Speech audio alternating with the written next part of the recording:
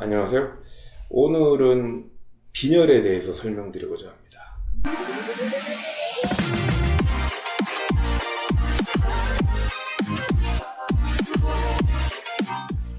진료를 이제 하다 보면 연세가 많으신 어르신들의 경우 본인이 이제 어지럽다고 느끼게 되면 이제 중풍 맞는 게 아닌가 걱정이 돼서 한의원에 내원하시게 됩니다. 이제 그럴 때 되게 이제 진맥을 하거나 여러 가지 문진과 촉진을 통해서 이제 확인을 하는데요. 제가 한방적인 진단을 통해서 확인이 안 될 경우 가까운 영상의학과에 의뢰해서 또 이제 MRI나 CT를 찍어보는 경우들도 많이 있습니다. 그런데 뇌 촬영상 특별하게 병변은 없는데도 본인이 이제 어지럽다고 느끼는 경우들이 많이 있죠. 그러면 그 다음에 우리가 생각을 하는 것은 귀에 있는 이석증, 이 전정기관의 문제가 아닌가라고 또 생각돼서 또 가까운 이비인후과에 보내드리게 되면 이비인후과적인 측면에서도 문제가 없는 경우들이 있죠. 이럴 때 우리가 놓치지 말고 찾아야 될 것 중에 하나가 바로 빈혈입니다. 연세가 많으신 어르신들의 경우 이제 혈액 검사를 정기적으로 아직까지가 안 하시는 분들이 많이 있는데요. 이런 분들에게 혈액 검사를 의뢰해서 그 결과를 보게 되면 의외로 헤모글로빈 수치가 낮게 있는 경우들이 많이 있습니다. 그런 환자분들은 이 빈혈 때문에 결국 어지러운 건데요. 최근에 오신 어떤 환자분들의 경우에는 이 헤모글로빈 수치가 낮아서 문진을 했더니 본인의 변을 보실 때마다 항문에서 피가 조금씩 나왔다라는 거죠. 그래서 젊을 때부터 그냥 반복적으로 했던 치질이 또 도졌나 보다라고 생각을 하시고 방치를 하신 겁니다. 그런데 2, 3일 또는 3, 4일마다 한 번씩 반복되는 그 한 방울씩 떨어지는 피의 양이 기간이 두세 달 되다 보니까 많아져서 피를 생성하는 능력은 나이가 드시니까 떨어지고 항문 치료를 통해서 피는 조금씩 떨어졌지만 그 양이 기간이 많아지다 보니까 많아져서 결국은 빈혈이 오실 수밖에 없었던 거죠.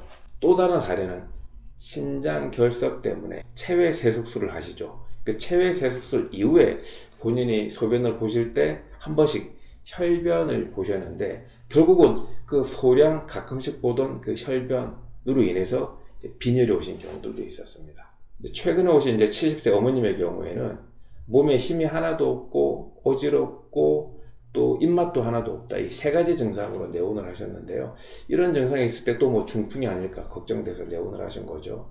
그래서 이 어머님 같은 경우에도 한방적인 진단을 진행해 나가다가 혹시 이제 빈혈이 아닐까 의심이 돼서 최근에 혈액 검사하신 적이 있으시냐 여쭤봤더니 검사하신 지가 3년 이상 되셨다고 그래서 가까운 병원에 의뢰를 해봤더니 또 이분의 경우에도 헤모글로빈 수치가 10 정도로 다소 떨어져 있었습니다. 이렇게 이제 빈혈이 있는 경우에는 다른 원인이 아니라 이 빈혈만으로도 식욕이 오히려 더 떨어지게 되고 또 무기력하게 되고 어지러운 경우들이 많이 있습니다. 대개 나이가 드시게 되면 이 위장의 위산 분비 능력이 떨어지게 되면서 똑같은 음식을 먹더라도 그 음식을 분해서 내 것으로 만드는 능력이 떨어지는데요. 특히 이 위장에서 흡수력이 떨어지게 되면 직접적으로 부족할 수 있는 미네랄 중에 하나가 바로 철분입니다. 그래서 철분이 부족하고 빈혈이 생기니까 또 식욕 부진이 생기게 되고 소화 능력이 떨어지게 되는 악순환이 반복되는 거죠. 그래서 본인이 뭔가 어지럽거나 식욕이 떨어지거나 무기력하다고 생각이 되시는 분들이 있다면 꼭 가까운 병의원에서 혈액 검사를 해보시는 게 좋고요. 이제 한의원에서도 주사를 통해서 피를 추출해서 하는 혈액 검사가 아니라 간단히 피를 한 방울 빼서 내는 혈액 검사는 가능한 경우들이 많이 있거든요. 그런 걸 통해서 몸의 빈혈 수치를 꼭 확인하시는 게 좋을 것 같습니다.